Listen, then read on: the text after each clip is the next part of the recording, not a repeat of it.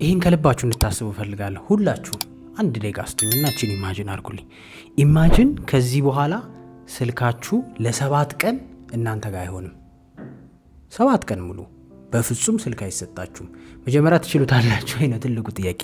እሱን ግን ከቻል ነው በኋላ አስባችሁታል ለምን ያህል ጊዜ ኪስህ እንደምትገባ ልትጠቀመው ኦር ደግሞ ለምን ያህል ጊዜ 10 እንደዚህ በሌለበት ወይ ከቴብል ላይ ወይ ዩዥዋሊ ከምታስቀምጡበት ቦታ ለማንሳት ኦር ለመንካት ኦር አይደለም 7 ቀን ተወስዶብን መብራት እንኳን ሲጠፋ የጠፋ ስልክ እንደሆነ እያወቅን 10 ለማብራት እንሞክራልና 10 ኢቭን አስተውላችሁ ከሆነ አንዳንዴ ሰዓት ለማየት ራሱ አውጥታችሁ ሰዓቱን ሳታዩ መልሰህ ኪስ ትከተውና ከዛ ሰዓት ሲል አይቼው ነበር አላየትም። ልምድ ማለት ነው። ይህን ነገር የሚያደርገው ልማድ ነው። የሆነ ነገር ከለመድ ነው አውቶማቲካሊ ያን ነገር አእምሯችን መጠቀም መገልገል ስለሚጀምር ወይም ደግሞ መንገዱ ስለሆነ ነው። የሚገርመው ኖቲፊኬሽን አልሰማችሁ፣ ድምፅ አልሰማችሁ፣ አልተደወለ፣ የሜሴጅ ድምፅ፣ የስናፕቻት ምንም ነገር የለም። ጀስት ጭንቅላታችን ውስጥ ብቻ ያለማድ ስላለ ቦዲያችን በደንብ አድርጎ ያን ነገር አዳፕት ስላደረገው ኦብቪየስሊ ቶሎ ቶሎ ስልካችንን እናነሳለን። ቶሎ ቶሎ ያለበትን ቦታ ቼክ እናደርጋለን። እንደሌለ ስናስበው መልሰን እንረሳዋለን። ቤዚካሊ ይሄ ነገር የሚገርማችሁ በስልክ ብቻ ሀፕን የሚያደርግ ከመስላችሁ ተሳስታችኋል። የትኛውንም የለመድነውን ነገር ስናጣ ልክ እንደዛ ነው የሚያደርገን። ካላጣ ነው ደግሞ በዛው ልክ አውቶማቲካሊ እንድናረጋ ያደርገናል። ሀቢት በጣም የሚገርምና ኢንትረስቲንግ የሆነ የሰው ልጅ ባህሪ ነው እንበል፣ ወይም ሰው ልጅ ሁሉ ያለው ነገር ነው ብለን እናስበው። ምናልባት ፈጣሪ ዲዛይን ሲያደርገን ቤስት ነገር ካስቀመጠው ነገር ውስጥ አንዱ ሀቢት ይመስለኛል። ምክንያቱም ሰዎች ኢፊሽንትሊ ወይም ደግሞ ሪሶርሳቸውን አቅማቸውን በአግባቡ እንዲጠቀሙ ያላቸውን ነገር በደንብ እንዲያሳድጉ ልማድ የሚባል ነገር ተሰጥቶናል፣ ወይም ሀቢት የሚባል ነገር ተሰጥቶናል። ይሄ ሀቢት እንግዲህ በዋነኛነት የሚያደርገው በጣም በተደጋጋሚ የምናረጋቸውን ነገሮች በነገራችን ላይ አስፈላጊም ሆኑ አላስፈላጊ በተደጋጋሚ የምናረገውን ነገር መዝግቦ ሌላ ቀን ለማድረግ ስንፈልግ እኛን ሳይጠይቀን አውቶማቲካሊ ያን ነገር እንዲያደርግ የሚያደርገን ማለት ነው። ኢማጂን ንቁ አእምሮ ክፍላችን የሆነን ስራ ለመስራት ማሰብ አለበት፣ ማስተዋል አለበት፣ ማመዛዘን አለበት፣ ከፍ ዝቅ ማድረግ አለበት። አስባችሁታል? ሁሉንም ነገር እያሰባችሁ ብታደርጉ ኖሮ ምን ያህል ላይፍ ከባድ እንደሚሆን፣ ምን ያህል በቀን ውስጥ 2-3 ነገር ሳታረግ እንደምትል ኢማጂን። ጥርስህን ለመቦረሽ ከግራ ወደ ቀኝ መሄድ እንዳለብህ እያሰብክ ቢሆን፣ ሻወር ለመውሰድ እያሰብክ ቢሆን፣ መጀመሪያ ምግብ ለመስራት ወይም ዋቴቨር እንደ ሰው የምናረጋቸውን እንቅስቃሴዎች ቤትህን ለማስታወስ በየቀኑ ማሰብ ቢጠበቅብህ በዚህ ጋር መታጠፍ ያለብኝ ቀጥሎ በዚህ ጋር ነው።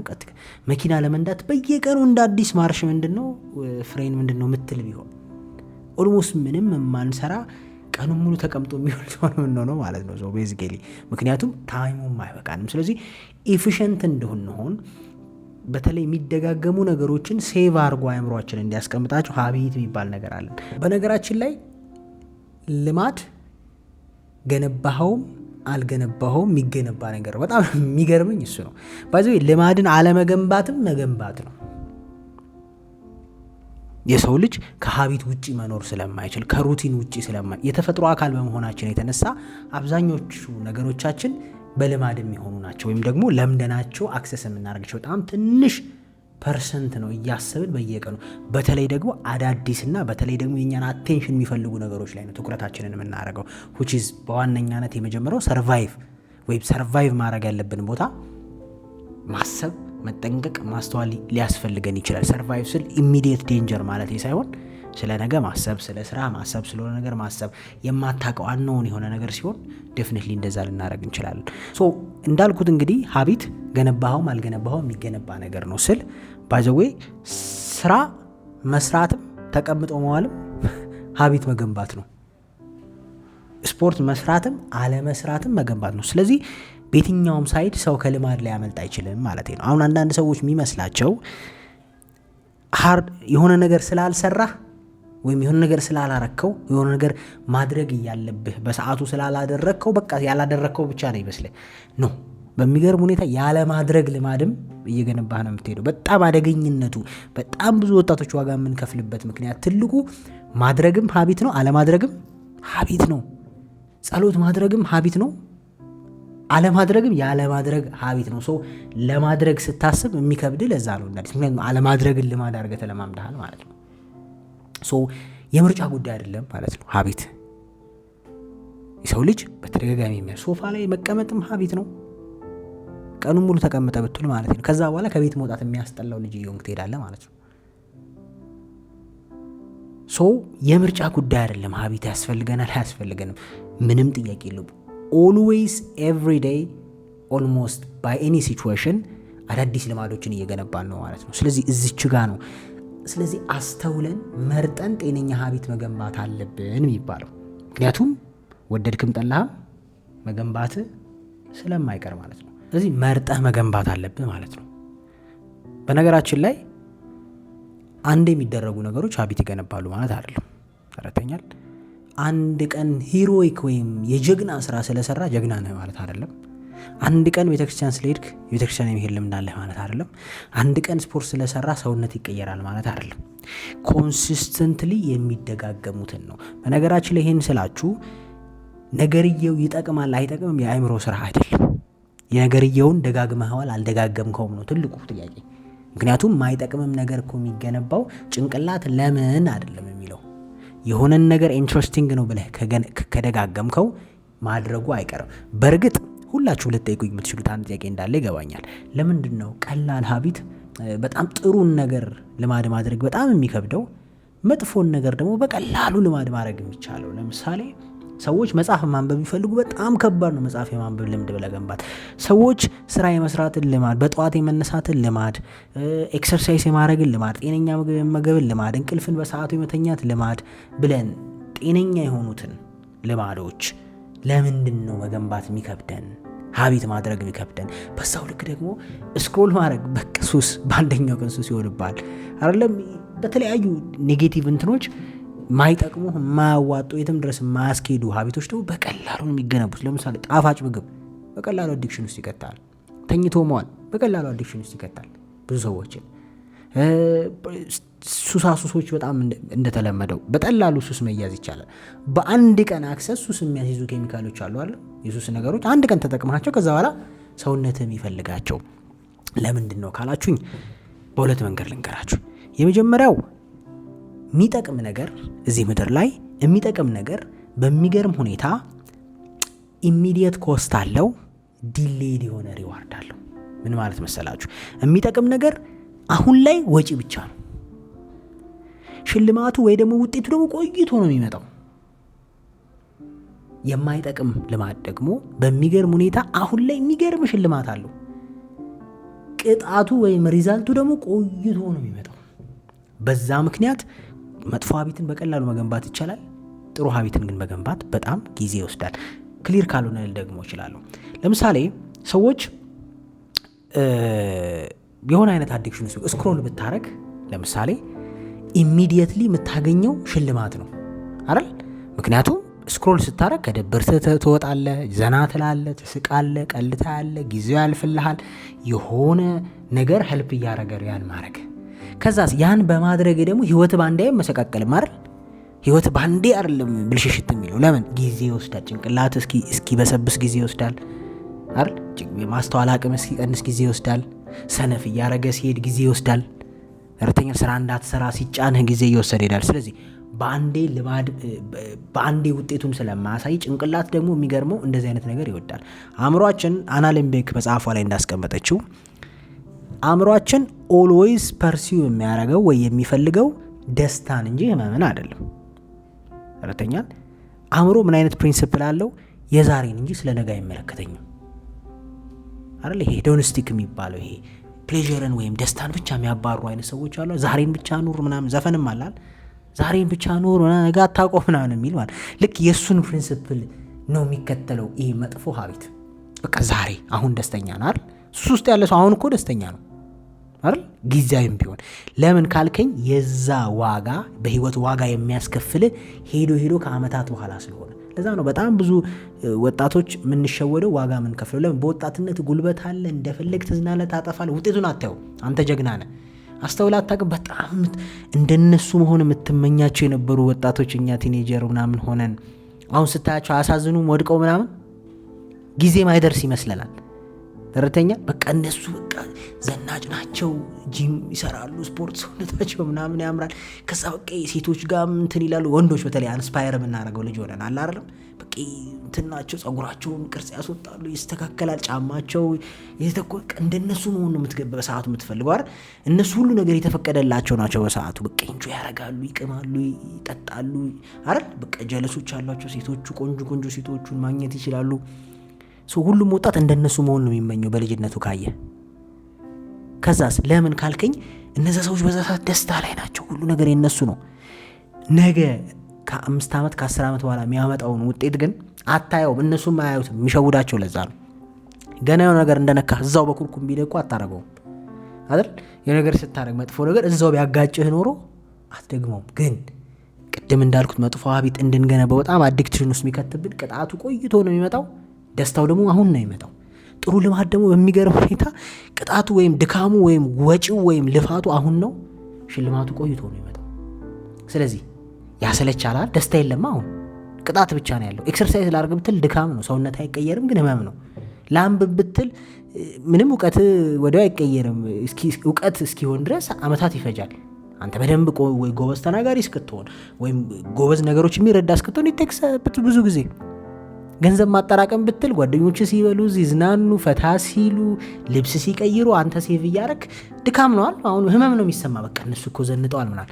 እንደዛ ደግሞ ሲያደርጉ የነበሩ ሰዎች ዛሬ አይታቸው አልደነገጥክም? ባለ ትልቅ ካምፓኒ ሆነው የሆነ ቦታ ትልቅ ድርጅት ነው የሚመሩት። በዚህ መንገድ ራሱ ይመጡ በዛኛው ትሄዳለሽ የሚይዙ። ምክንያቱም ትላንት አንተ ነበርክ የነሱ የበላይ፣ ዛሬ እነሱ ገልብጠው እንደዛ ሲሆን ማለት ነው። ምን ልፈልግ የመሰላችሁ? ምክንያቱ ይሄ ነው። ከዲቴል እንድንረዳው ስለፈለግኩኝ ነው። ቆንጆ ሀቢት መገንባት የሚቀልበት ምክንያት፣ መጥፎ ሀቢት የሚቀልበት፣ ጥሩ ሀቢት ደግሞ መገንባት የሚከብድበት ምክንያት ማለት ነው። ከዛ በተጨማሪ ዶፓሚን የሚባል ነገር አለ። በነገራችን ላይ ዶፓሚን ማለት የሆነ ነገር እንድናረግ ሞቲቬት የሚያደርገን ኒውሮ ኬሚካል ነው። ይሄ ኬሚካል በዋነኛነት ስራው ምንድን ነው ካላችሁ ሞቲቬሽን ቱ ዱ ሰምቲንግ ነው። የሆነ ነገር ለማድረግ ሞቲቬሽን የሚሰጠን። ስለዚህ አንድን ሀቢት በቀላሉ እንዳንረሳውና በቀላሉ እንድንወደው ከተፈለገ የዚህ ዶፓሚን መጠን በጣም ነገርየው ላይ ማተር ያደርጋል። ለምሳሌ ህፃናት ላይ ውሰደው። ለምሳሌ ህፃናት ላይ የሆነች መካከለኛ የምጣፍጥ ነገር ለምሳሌ ሄልዚ ምግብ ዳቦ ከምትሰጣቸውና ብስኩት ከምትሰጣቸው የቱን ይመርጣሉ? ብስኩትን። ምክንያቱም ያ ሹገር ስለሚጣፍጥ አእምሯቸው ውስጥ ያንን እንትን ገንብቶታል፣ ያንን ፓተርን ገንብቶታል። ስለዚህ ኔክስት ታይም ልክ ዳቦና ብስኩት ሲቀርብ አእምሯቸው የቱን ይመርጣል? ቢኮዝ ኦፍ ዘ ዶፓሚን ብስኩቱን። ስለዚህ ብስኩት ሀቢት የመሆን ቻንስ ይሰፋል ከዳቦ አንጻር ማለት። ለምን? ጭንቅላት ሽልማቱን ያስታውሳል። ባለፈው እኮ ስበላ በጣም ጣፍጦኛል ብስኩቱ። ስለዚህ ብስኩቱ ኦልዌይስ ብስኩቱን የመምረጥ ቻንሳቸው ይሰፋል። ስለዚህ ልማድ የመሆን ቻንሱ ይሰፋል። ልክ እንደዛ ነው ከማንበብና ከቲክቶክ የሚበልጥብህ። ላስት ታይም ቲክቶክ ስታይ ሞር ደስ ብለዋል ከማንበብ በላይ። ለምን? ማንበብ አሁን ከሆነ በተለይ ልምድ ለሌለው ሰው፣ ልምድ ላለው ሰው ሊጠቅመው ይችላል። ልምድ ለሌለው ሰው አሁን ከሆነ ቦሪንግ ነው፣ አሰልቺ ነው ምናምን። ነገ የሚያመጣውን ጥቅም አይደለም ያወራለት። ቲክቶክ ግን አሁን ከሆነ ፈታ ነው አይደል? የእንትናን ቀልድ፣ የእንትናን ጨዋታ፣ የእንትናን ሁላችንም ከምንችለው በላይ ሊትራሊ ማለት ነው። ስልኬን አልነካም ብለህ ቃል ገብተህ እዛው ብድግ አድርገህ ስትነካ አስተውለው ከሆነ እዛው እየነካ ያን ያህል አዲክቲቭ ነው። ምክንያቱም ብሬንህ ሪዋርዱን ስለሚፈልገው። ስለዚህ ሀቢት ማለት እንግዲህ ቅድም እንዳልኳችሁ አውቶማቲክ ማድረግ እንደማለት ነው። የሆነን በጣም የምንደጋግመውን ነገር አይምሯችን ይጠቅማል አይጠቅምም ሳይሆን እንዳልኩት ምን ያህል ህመም ቀንሷል ወይ ደግሞ ምን ያህል ደስታ አምጥቷል። አንዳንዴ ህመም መቀነስ ሊሆን ይችላል እኮ የሀቢት ዋናው ዓላማው። ህመም መቀነስ ማለት ለምሳሌ አንዳንድ ሰዎች እኮ መጠጥ የሚጠጡት እኮ ህመማቸውን ለመርሳት ሊሆን ይችላል አይደለም። መጥፎ ሀቢቶች አንድም ሱስ የሚሆኑበት እኮ ቅድም እንዳልኩት የሆነ አይነት ነገር የሚሰጡሃል። ከጭንቀትህ መርሳት ሊሆን ይችላል፣ ህመምን ማስረሳት ሊሆን ይችላል፣ ታይሙን ማሳለፍ ሊሆን ይችላል፣ የሆነ መርሳት የፈለግከውን ስሜት ማስተው ሊሆን ይችላል። ራይት እዛው ሞመንት ላይ ነው ደግሞ የሚሰጡ። ፓራሲታሞል እንኳን እኮ ውጠህ ወዲያው የሚሰራ ከሆነ እኮ ሱስ ይሆንብሃል። አስተውለህ ታውቃለህ? አሁን ሰዎች ኢቭን ከአገር ውስጥ ፓራሲታሞል ወደ ጎፌን አይደል ፈሳሹ የሚበጠበጠው እያልን እኮ በቬን የሚሰጠው ድረስ የምንደርሰው እኮ ፍጥነቱ ኢቭን ማተር ያደርጋል። አዲክት ምክንያቱ በቃ ልክ ዋትከው ራስ ምታት ቀጥ እንዲልህ ነው ፈልጓል። አሁን ድሮ የአገር ውስጥ ፓራሲታሞል አሁን እንግዲህ ለአንዳንድ ሰዎች ይሰራል፣ ግን ይወስዳሉ 1 ሰዓት 1 ተኩል ምናምን ይወስዳል ሲስተም ውስጥ ገብቶ ስራ እስኪጀምር። አሁን ላይ ያሉ አይደለም ጸዳ ያሉ ስል በደንብ ዘመናዊ የተሰሩ ወዲያው ነው በቃ ላይ ከ15 ደቂቃ 20 ደቂቃ ውስጥ ሲስተም ውስጥ ይገባሉ። እንግዲህ ሜዲካል ነገሩን ተሳስቼ ከሆነ ታግዙኛላችሁ። ኤኒዌይስ አዲክትድ የመሆን ቻንስ ይሰፋል። ለምን? ኤቭሪ ታይም ያ ህመም ሲመጣ አይምሮ ምን ያስታውሳል? ዋጥ እርሳው ምን አጨናነቀ። ዛማች አዲክቲቭ ሁላችንም ሀቢት የሚፋታን ነገር ስላልሆነ በደንብ አነስታን ስለሚያስፈልግ ነው ምናልባት እስኪ ሰለቻችሁ እየደጋገምኩት ያለው ሀሳቡን። ቤዚካሊ አውቶማቲክ ነው ካልን አውቶማቲክ ሲስተም ደግሞ ሁሌም ፑሽ በተን አለው አይደል? የሚጀምርበት አለ። እኔ ለምሳሌ እንትን ውስጥ ያላችሁ ኢንጂነሪንግ እንትን ውስጥ ያላችሁ ወይም የትኛውም አውቶማቲክ ነገር እንዲጀምር ከፈለጋችሁ ወይ ሴንሰሩ የሆነ ነገር ፊል ማድረግ አለበት ኦር ደግሞ አንተ ሄደ አንዴ ፑሽ ስታርት ሄደ ታስነሳዋለ ማለት። ልክ ሀቢት እንደዛ ነው። አንዴ ያ ነገር በልማድ ከተመዘገበ በኋላ ያንተን ፍቃድ ሳይሆን የሚጠይቀው ወይ አንዴ ስታርት በተን መንካት አለብህ ስራው እንዲሄድ፣ ወይ ደግሞ ያን ስታርት በተን የሚያስነሳው ራሱ የመዘገበው ነገር አለ ማለት ነው። ለምሳሌ ሲደብርህ ከሆነ ቲክቶክ ማየት የጀመርከው ሲደብርህ ቀስቃሽ ነው ማለት ነው። ስለዚህ ሲደብርህ ኔክስት ታይም ኤኒ ታይም ሲደብርህ ጭንቅላት ወዲያው ምን ይላል? ባለፈው ሲደብርህ ቲክቶክ አይተህ ለጊዜው ደስ ብለዋል። ስለዚህ ይሄንን ግን አይነግራችሁም። አሁን እንዳወራሁት አይደለም፣ በቃ አውቶማቲክ ነው። ልክ ሲደብር ስልክን አንስታለሁ ኦልሬዲ ስክሮል እያደረክ ነው። ሶፋ ላይ ሄደ ስራ ሲከብድ ስክሮል እያደረክ ነው። አንኮምፈርተብል ስትሆን ስክሮል እያደረክ ነው። የሆነ ሰው ጋር ስልክ መደወል ኖሮብህ ብድርህን ልታስከፍል ሊሆን ይችላል፣ ነገር ልጠይቀው ጭንቅላት ሲደብረው ስልኩን አርቶ እስከዛ ስክሮል ያደርጋል ላለመጠየቅ ይብን እስኬፒንግ ሜካኒዝምም ነው ማለት ነው። ስለዚህ እችን በደንብ ከተረዳን ፖዚቲቭ ሀቢት እንዴት መገንባት ይቻላል የሚለውን ዛሬ እናያለን። ፓርት 2 ላይ ደግሞ ያለብንን ኔጌቲቭ ወይም መጥፎ ልማድ እንዴት ብሬክ እናደርጋለን የሚለውን እናያለን። ፓርት 2 ኔክስት ታይም። ዛሬ ግን ፖዚቲቭ ወይም ጤናማ ልማድ እንዴት መገንባት ይችላል የሚለውን በደንብ እንይ። የመጀመሪያው ሀቢት መገንባት ከፈለጋችሁ እንግዲህ እንዳወራ ነው ሀቢት በጣም ወሳኝ ነው ካልን ሀቢት መገንባት ወይም ጤነኛ አሪፍ ሀቢት መገንባት አለብኝ ብሎ የሚያስብ ሰው መጀመሪያ ያለበት ከሞቲቬሽን ሳይሆን ከባህሪ ነው ወይም ከቢሄቪየር ነው። ምን ማለት መሰላችሁ? አሁን በጣም ብዙዎቻችን እኔንም ድሮ ጨምሮ ፕላን ስናወጣ ምናስበው ነገር ዲሲፕሊንድ፣ ለምሳሌ ዲሲፕሊንድ መሆን አለብኝ አይደለም፣ ወይም ደግሞ ሰውነቴን መቀየር አለብኝ፣ ገንዘብ ማጠራቀም አለብኝ የሚል እቅድ ነው የምናወጣው። እነዚህ ነገሮች ባይ ዘ ዌይ ሞቲቬሽን ናቸው። እስ ለጊዜው ገንዘብ ማጠራቀም አለበት ናቲ ሰውነቱን ማስተካከል አለበት፣ ናቲ ዲሲፕሊንድ መሆን አለበት። በቃ ዲሲፕሊንድ እየሆንኩ አይደለም ኖ፣ እንደዛ ሳይሆን መሆን ያለበት ባህሪ ሌቭል መውረድ አለበት። ወይም ደግሞ በጣም ሊለካ የሚችልና ሊታይ የሚችል ነገር ላይ ካላወረድ ነው ልማድ የመገንባት ቻንሳችን በጣም ጠባብ ነው። ምን ማለት መሰለ? ይልቁንስ መባል የነበረበት ወይም የመጀመሪያው እናንተ ልማድ መገንባት ስትፈልጉ ማድረግ ያለባችሁ ብዬ ማስበው፣ ለምሳሌ ዲሲፕሊንድ መሆን የምትፈልጉ ከሆነ የመጀመሪያው ጥያቄ ምን ላይ ነው ዲሲፕሊንድ መሆን የፈለጋችሁ? ስለ ዲሲፕሊን በጣም ሰፊ ተርም ነው አይደል? ኮንሰፕቱን ለማወቅ ጥሩ፣ በዛ ደረጃ ለመረዳት ለማድረግ ግን ዲሲፕሊንድ መሆን የፈለጋችሁት ምን ላይ ነው? ማንበብ ላይ ነው? ገንዘብ ማጠራቀም ላይ ነው? ስፖርት መስራት ላይ ነው አይደል? ምን ላይ ነው? ሌትስ ሴይ ማንበብ ላይ ከሆነ ዲሲፕሊንድ መሆን አለብኝ ሳይሆን ማለት ያለባችሁ በቀን ቢያንስ አይደለ 5 ፔጅ ጠዋት ከቁርስ በኋላ አነባለሁ ሊሆን ይችላል። አሁን ይሄ ሞቲቬሽን ሳይሆን አክቹዋል የሆነ ትዕዛዝ ነው አይደለ? ጭንቅላት ጠዋት ከቁርስ በኋላ 5 ፔጅ አነባለሁ። ጭንቅላት በምንም ሊያስተባብለው የማይችል ነው። ምክንያቱም ግልጽ የሆነ ምን ማድረግ እንዳለብህ፣ መቼ ማድረግ እንዳለብህ፣ ምን ያህል ማድረግ እንዳለብህ በግልጽ ስለተቀመጠ ማለት ነው። ዲሲፕሊን እንደሆናለሁ ሰው ከሚል በቀን 5 ፔጅ አነባለሁ ቢል ዲሲፕሊንነቱን ረስቶት ያን ነገር በየቀኑ ቢያደርግ ወደደም ጠላ ምን ሆነ ማለት ነው? የማንበብ ልማድ ገነባህ ማለት ነው። የመጀመሪያው ጤነኛ ሀቢት መገንባት የምትፈልጉ ከሆነ ይሄ ጀነራል የሆነ የሀቢት ሀሳባችሁን ትታችሁ ስፔሲፊክ የሆነ ፕላን ማውጣት ያስፈልጋል ማለት ነው። ስፔሲፊክ የሆነ ይሄንን ነገር አጋር ከዚህ ቀጥሉ። የመጀመሪያው። ሁለተኛው ደግሞ በጣም አሳንሷት። ከዚህ በፊትም ተናገራታለሁ። አዲስ ጤነኛ ሀቢት መገንባት የሚፈልግ ሰው በጣም በትንሹ ነው መጀመር ያለበት። የሚገርመው ብዙዎቻችን የሆነ ለውጥን ከመፈለጋችን ከመወገታችን የተነሳ በተለይ የሚጠቅም ነገር ላይ ባንዴ ግልብጥ ነው። ገንዘብ ሴቭ አድርግ ሲባል 80% ገቢውን ሴቭ ለማድረግ የሚሞክር ሰው አለ። ከአንድ ወር በላይ አታረግም። ለምን?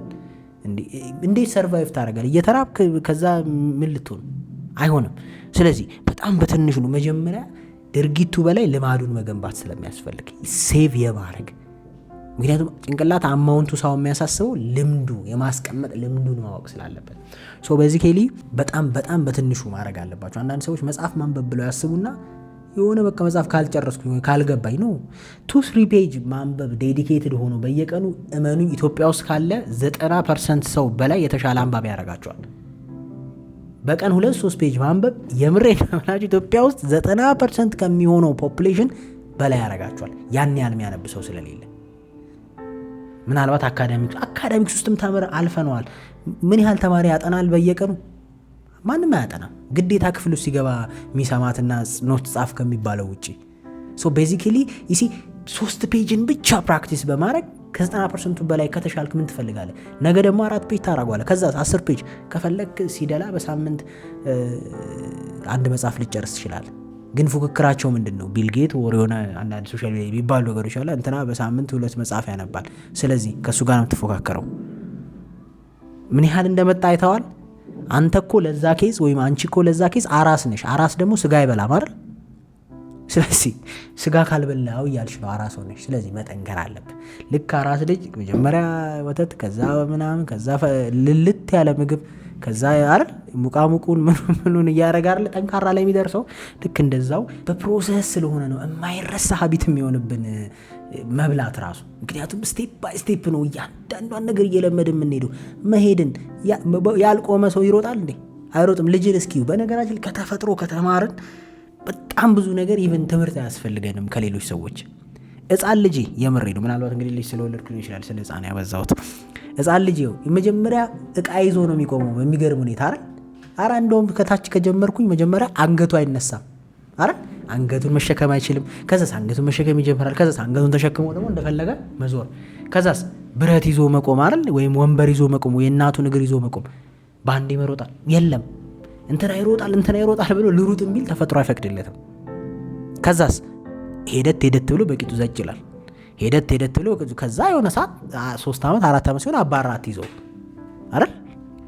እንደውም ከትልልቆቹ በላይ የመሮጥ አቅም ይኖረዋል። 10 ዓመቱ ምናምን እየሆነ ሲል ለምን ህይወት እንደዚህ ነው የምትገነባው። ሀቢትም እንደዛው ነው የሚገነባው። በነገራችን ላይ ቀስ በቀስ አትቸኩሌትም አትሄድም። ሁለተኛው ስቴፕ ነው። ግራጁዋሊ ቀስ እያላችሁ ያን ነገር ለመልመድ ሞክሩ። የማትችሉትን ነገር በአንዴ ለመልመድ ሳይሆን ቀስ እያላችሁ እሱ ኦኬ። ሶስተኛው ልማዶቻችሁን በሚገርም ሁኔታ መገንባት የምትፈልጉትን ልማድ፣ ያንን ልማድ የሚቀሰቅስባችሁን ነገር ክሊር አድርጉት። ክሊር ምን ማለት መሰለህ? እቺ ትንሽ ኮምፕሊኬትድ ወይም ደግሞ ሐሳቧ ላትገባችሁ ትችላለች ካላስረዳዋችሁ። ለምሳሌ ጧት አንድ ሰው ሁልጊዜ ወክ የሚያረግ ከሆነ አይደል? ለምሳሌ ወክ የሚያረግ ከሆነ ሁሌ ይሄ ልማድ አለው እንበል። ያ ሰውዬ ፖድካስት የማዳመጥ ፍላጎት ካለ ወይም ያን ልማድ መገንባት ከፈለገ ወክ ሳረግ ፖድካስት አዳምጣለሁ ማለት ይችላል። ስለዚህ ነገ ማስታወስ አይጠበቅበት። ልክ ወክ ሲጀምር ትዝ ይለዋል ብሬን ፖድካስት ትዝ ይልሃል። የምሬን ነው። አስተውላችሁ አታውቁም? እስኪ እንደውም ጥያቄ ልጠይቃችሁ። በትራንስፖርት ስትሄዱ ወይ መኪና ስትነዱ ወይም ረጅም ርቀት ወክ ስታረጉ ዩዥዋሊ እናንተ ማስታሰሉት የለመዳችሁት ነገር አለ ወይ? ሀሳብ ሊሆን ይችላል። አንዳንድ ሰው ወክ ሲያደርግ ነው ስለ ህይወቱ ማሰብ የሚጀምረው። በቃ ለምንድን ነው ይሄ? በነገራችን ልቅ ስለ ህይወቱ ነገ ምን ማድረግ አለብኝ፣ ስለ ፊውቸሩ ያስባል፣ ስለ ፓስቱ ያስባል ወክ ሲያደርግ። አንዳንድ ሰው ልክ ወክ ሲያደርግ ኤርፎን ከሌለው ይጨነቃል። በቃ የሆነ ኤርፎን ማድረግ አለበት፣ ነገር እያዳመጠ መሄድ አለበት። ወይ አንዳንድ ሰው በቃ የሆነ ቦታ ጥልቅ ብሎ ይጠፋል። አንዳንድ ሰው እንቅልፍ ካየ ልክ መኪናው ሲገባ እንቅልፍ ነው የሚወስደው። በቃ ልምድ እኮ ነው። ጭንቅላት ምን ያስታውሳል? ይቺ ሰዓት እንቅልፍ ሰዓት ነች በቃ ልክ። ስለዚህ ልማድ ከሌላ ልማድ ጋር ሲጣበቅ በጣም ቀላል ስለሚሆን ምን ማድረግ አለብን ማለት ነው? ልንገነባ ካሰብነው ልማድ ጋር ሊሄድ የሚችል ኦልሬዲ ልማድ ካለን ከሱ ጋር ማጣበቅ። ስለዚህ ግልጽ የሆነ ቀስቃሽ ይኖርብናል ማለት ነው። ካልሆነ ለምሳሌ የማንበብ ልማድ ከሆነ መገንባት የፈለግከው ሁልጊዜም የምትቀመጥበት ቦታ መጽሐፍህን ማድረግ ማለት ነው። ወይም ደግሞ ሁልጊዜ ልታየው የምትችለው ቦታ። እንደውም የሆነ የአሜሪካን መሰለኝ ስተዲ ምን አደረጉ መሰለ ሰዎች አይ ቲንክ የአሌክስ ሆርሞዚ ፖድካስት ላይ መሰለኝ የሰማሁት ካልተሳሳትኩኝ፣ ሽያጭ ላይ ሰዎች ሰፕሊመንት ወይም ስፖርት ሲሰሩ ሰፕሊመንት ይውጣሉ አይደለም? ያን ሰፕሊመንት ግን ብዙ ሰው ይረሳዋል። አይውጥም። ዛሬ 2-3 ቀን ውጦ ይረሳዋል። ልምዱ የለውማ። ስለዚህ ሴልሶቹ ምን ያደርጋሉ መሰላችሁ? ያ ሰፕሊመንት ሁሌ መቀመጥ ያለበት ከጥርስ ብሩሽ ጋር ነው። ምክንያቱም ሰዎች ሁል ጊዜ ጧጧ ጥርሳቸውን ይቦርሻሉ። ያ ልምድ አላቸው ኦልሬዲ። ስለዚህ ከጥርስ ብሩሽ ጋር ካስቀመጥከው ያንን ኪኒን በተአምራት ረሳውም። ለምን? ልክ ልትቦርሽ ትል ታየዋለህ። ስለዚህ ኤቭሪ ታይም ጥርስን ስትቦርሽ ማትዝ ይልሃል ኪኒንህ ቀጥሎ ኪኒንህን ትውጣለህ ማለት ነው። ዩሲ ኢዚ ማድረግ ማለት ይሄ ነው። ከልማድ በፊት ልትገነባ ካሰብከው ልማድ በፊት እኔ አሁን ለምሳሌ ከዚህ በፊት ነግሬያቸዋለሁ።